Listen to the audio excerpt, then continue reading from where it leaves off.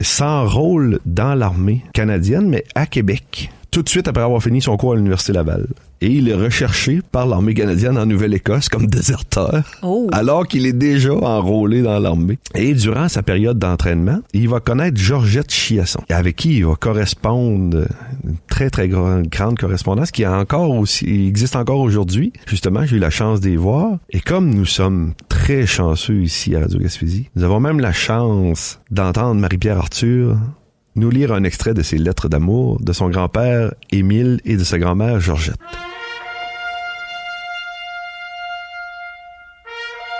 Bonjour, c'est Marie-Pierre Arthur.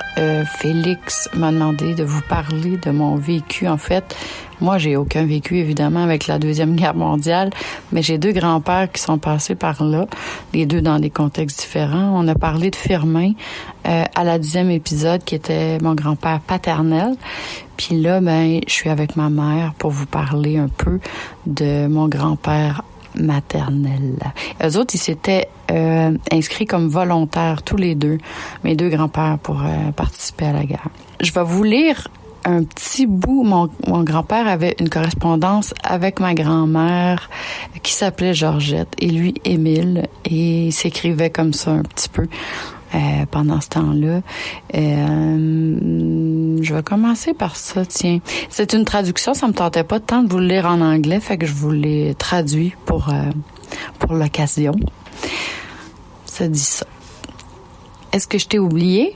Pas encore. Et comme tu le pensais, je ne suis pas mariée, ni ne le serai avant longtemps encore.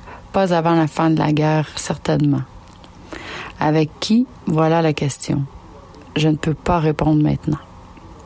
Ça, c'était dans une des lettres. On était au début, si je comprends bien, pas mal. Hein? Oui, c'est ça. C'était. Puis l'autre aussi, le bout où j'ai pogné, on sent qu'il n'y a pas grand-chose installé encore. Non, c'était au début de leur... Ils sont comme pas encore... leur relation, là. Ils sont comme pas game de se cruiser encore. Ah, c'est ça viendra un petit peu plus tard. Ouais. L'autre, ça dit... tu me demandes une photographie. Rien ne me ferait plus plaisir que d'acquiescer à ta demande. C'est quand même bien tourné. Hein? Oui, c'est quand même bien. Officiel, en fait. Oui. Mais hélas, je n'en ai aucune. Peut-être pourrais-je en avoir une de chez nous qu'on m'a fait prendre de force pendant ce dernier congé. Aussitôt reçu, je te l'enverrai, mais tu peux bien m'envoyer la tienne. C'est cute quand même. Ben oui. Ouais. Mais il était pas trop demandant. Là. Tu pourrais bien, tu sais, il était pas comme je... Ouais. C'est comme, il était encore sur les breaks, les 2. C'est ça. C'est cute en maudit. Oui. Ouais. Puis toi, tu as une histoire pas écrite de grand-papa. Oui. Mais on sait pas trop si c'est vrai, hein? C'est ça. Grand-papa, c'était... ton grand-père, c'était quelqu'un qui aimait jouer des tours, faire des farces. Il nous en a raconté des histoires du temps de la guerre, mais on n'a jamais vraiment su... Lesquelles étaient vraies et lesquelles n'étaient pas vraies. C'est en plein. C'est vraiment ça. Pas fin de vous laisser dans le néant. C'est ça. Mais c'était sa façon à lui, je pense, de dédramatiser ludique, tout ça. Puis, en étant capitaine... Il recevait des invitations à des soirées de danse. J'en ai une ici qui date du fin de la guerre. Ah, c'est une invitation? Oui, c'est une invitation à une soirée de danse, une danse de la victoire à Utrecht. OK. En 1945, excuse. Okay.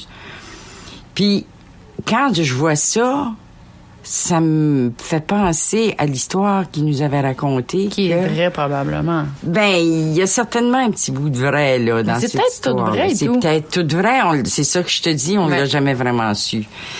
On avait une tendance à dire, ben là, papa, là, hein, charrie pas, là. Mais quand il est arrivé en Angleterre, au début, lui est arrivé en 41, début 42, il y avait des soirées de danse organisées, encore des balles pour divertir les soldats, pour, tu sais. Puis, à un moment donné, ben, il nous a dit que il avait dansé avec la reine d'Angleterre. Elle était pas reine à ce moment-là. Mais ça lui faisait plaisir de dire qu'il avait dansé avec la reine d'Angleterre parce qu'elle avait travaillé beaucoup là au niveau des forces armées anglaises. Le Canada était intégré aux forces anglaises. Qui sait, il y a peut-être même Frenché la reine. On sait. Il n'a pas été jusque-là. Il n'a pas été jusque-là. Mais il nous racontait qu'il avait dansé avec Élisabeth II. Ah, mais c'est vrai, c'était pas encore la reine. Non, elle a été nommée reine en 52. Merci beaucoup à Marie-Pierre Arthur et à Gisèle Melançon, qui est la maman de Marie-Pierre, pour nous avoir fait ce beau témoignage-là. Qu'est-ce qui va nous rester de les histoires, la correspondance d'amour, bien sûr, mais aussi, Monsieur Melançon a conservé et a pris une quantité phénoménale de photographies dans lesquelles il détaille son parcours en Europe. Quand il va de l'Angleterre, où il arrive le 16 juillet 1943, il va passer une partie du temps en Écosse, puis ensuite, il va avoir des photos durant ses permissions, où on va voir Paris, on va voir un peu des photos de la Hollande, mais surtout, puis aussi des photos de l'Allemagne. Ce qui est très, très impressionnant, parce que malgré tout ce qu'il a vécu comme médecin, et ça, on a un témoignage quand même limité. C'est pas quelqu'un qui parlait beaucoup de ça. Lui, il a continué sa carrière de médecin après la guerre. Quand il est venu s'installer, il a continué et finalement venir s'installer et décéder quand il va être à Grande-Vallée. Des souvenirs de sa famille, il y a surtout ce qu'il mentionnait, le peu qu'il mentionnait, il parlait beaucoup de l'épuisement et de la solitude. C'est ça, des heures de peut-être 20 heures sur 24 heures. Lui, son équipe devait être plus restreinte aussi. C'est pas comme les soldats qui ont leurs frères d'armes, tout ça. Lui, en étant médecin, s'il était chanceux, il y avait quelqu'un qui l'accompagnait, mais pas nécessairement non plus. Exactement. Donc, il va travailler des quarts de travail, c'est ça, qui vont être près de 20 heures par jour sur 24 heures, avec des méthodes de médecine où quand vous avez plus d'analgésiques, vous utilisez de l'alcool. Quand on dit médecine de guerre, ça vient de là. Exactement. Les amputations, on sait que c'était... Non, c'était... Des images qui doivent marquer aussi très longtemps par la suite. Ouais, je pense que c'est ce qui doit être le plus dur psychologiquement, parce que c'est souvent... Ces gens qui vont avoir fait ça, ils vont être très marqués psychologiquement. C'est sûr qu'à l'époque, il n'y avait aucune espèce d'idée de ça, comme on a parlé souvent. Mais... Le manque de matériel, vous manquez de tout pour soigner des jeunes, là. C'est des gens de votre âge là, que vous voudriez vraiment sauver. Là. Qui ont des vies en dehors de la guerre aussi, c'est ça, puis on le sait. Qui espèrent retourner. C'est ça, la solitude, parce que les gens passent puis ils restent pas avec toi. Là, Même s'il y a des gens autour, la solitude vient peut-être aussi du fait que tu veux pas raconter ces atrocités-là aux autres pour pas leur mettre aussi des images en tête. Exactement. Il y a des histoires d'horreur au niveau des médecins parce que c'est ça, pas lui spécifiquement, mais on parle les gens qui ont vu la série Band of Brothers se souviennent que le docteur de la série avait tendance à piger dans sa propre réserve de morphine parce que quand vous aviez travaillé presque 20 heures sur 24 dans une journée, c'est inhumain, là. Vous pouviez vous faire une injection pour être comme 4 heures off, là. Ce qui va entraîner des dépendances au retour. Mais Monsieur Melançon reviendra avec un magnifique souvenir. Des souvenirs atroces, mais dans un hôpital allemand. Il va rentrer pour aller justement probablement opérer ou travailler sur des gens. Il va récupérer un magnifique kit de médecine. Qu'est-ce qu'il y a de spécial, le kit de médecine allemand? Il est tout inscrit en allemand et il est en métrique. Oh! Parce que à l'époque, tout était en Europe, c'était déjà dans le système métrique. Chose qui n'était pas faite ici. Et non, c'est ça. Donc, c'est des boîtiers. Je vous mettrai des photos de ça dans l'épisode bonus. Ça doit être difficile lorsque tu recherches, par exemple, juste l'alcool à friction. Bon, c'est quoi? Parce que tu peux pas te donner n'importe quoi non plus. Lui, ce qui était important, c'était les outils. Parce qu'il était déprivé puis il y a des bistouris magnifiques. Là. C'est vraiment dans une boîte. Là. C'est du très beau matériel. Puis il a été conservé dans la famille. Fait que j'ai eu la chance de le voir. Un beau trésor de guerre. Il méritait. Parmi les correspondants de guerre, il y avait un Gaspésien qui est devenu très célèbre au Québec. Tu nous parles de... Je parle de René Lévesque. aussi un Gaspésien très connu, c'est bien l'ancien premier ministre. Exactement. René Lévesque est natif. Sa mère a accouché au Nouveau-Brunswick, mais c'était comme à l'époque, il n'y avait pas d'hôpitaux.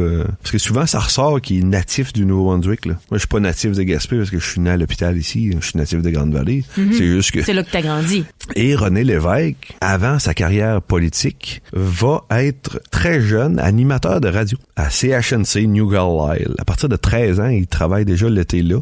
À l'intérieur de son parcours académique, parfois troublé par son... Comment on pourrait dire... son côté anarchique, rebelle. Passionné. Il sera renvoyé de l'école pour avoir fumé. Oh, quand même. Fait que la guerre étant déclarée, il veut se joindre à l'armée pour être correspondant de guerre. Contrairement à ce que l'encyclopédie canadienne en ligne nous dit, ce n'est pas pour fuir l'enrôlement qu'il va se joindre à l'armée américaine. Bien au contraire, je pense que c'était très risqué de le faire. C'est que il est au Canada, il essaie de se faire prendre comme correspondant de guerre, se faire engager par Radio-Canada parce qu'il travaille déjà en radio. En radio, c'est ça. Et il est très près de Radio-Canada. Mais il n'y a pas de place pour lui. Ils choisissent quelqu'un qui a plus d'années d'expérience. Donc, lui, en 44, il voit l'American Psychological Warfare Department de l'armée américaine cherche des correspondants de différentes langues. Donc, lui, bien sûr, français, il parle un excellent anglais. Là. Fait qu'il va être envoyé en Angleterre, puis il va travailler avec... il va faire des reportages à la radio de Londres. Ça va être ça son parcours. Tout ça dans l'uniforme américain. Ça fait drôle de penser que René Lévesque a déjà porté l'uniforme américain. Puis c'est ça, il va être attaché directement aux forces après le débarquement de Normandie, puis il va suivre les troupes. Il va être correspondant de guerre pour peut-être le général américain le plus connu de la Deuxième Guerre mondiale, George S. Patton. Si jamais vous avez jamais pris le film sur sa vie, Patton, je le recommande fortement. Ainsi que le général Patch, qui va être le haut fait de sa correspondance, ou ce que lui va le plus décrire, c'est qu'il va être à l'ouverture du camp de Dachau en Allemagne, le camp de concentration. Qu'est-ce qu'étaient les camps de concentration? C'est là qu'ils vont terminer beaucoup de personnes juives vont décéder durant la Deuxième Guerre mondiale. Mais pour montrer comment ces camps-là étaient bien avant la guerre et que l'idée de destruction existait déjà, le camp de Dachau a été ouvert en 1933. Longtemps avant la guerre. Exactement. C'était prêt pour que les gens se situent. Il était pas loin il était dans la Bavière, pas loin de Munich. Il avait été ouvert mis en place par l'infâme Heinrich Himmler, qui était le chef de la SS, l'armée parallèle, qui va avoir les troupes les plus atroces. Puis, il va avoir comme les deux champs, des troupes de choc, mais ils vont aussi s'occuper des camps de concentration. Au début, ça va être surtout des prisonniers, parce qu'on va commencer, la population juive sera pas frappée tout de suite au début, mais à l'ouverture du camp, il va y avoir les tziganes, des gens qui sont d'origine romane, qui vont se promener en Europe. Les homosexuels vont être frappés très tôt pendant l'Allemagne nazie. Il y a aussi tous les contestataires politiques, les personnes âgées qui seront plus en capacité de travailler. Les personnes non autonomes vont être éliminées dans des camps comme ça.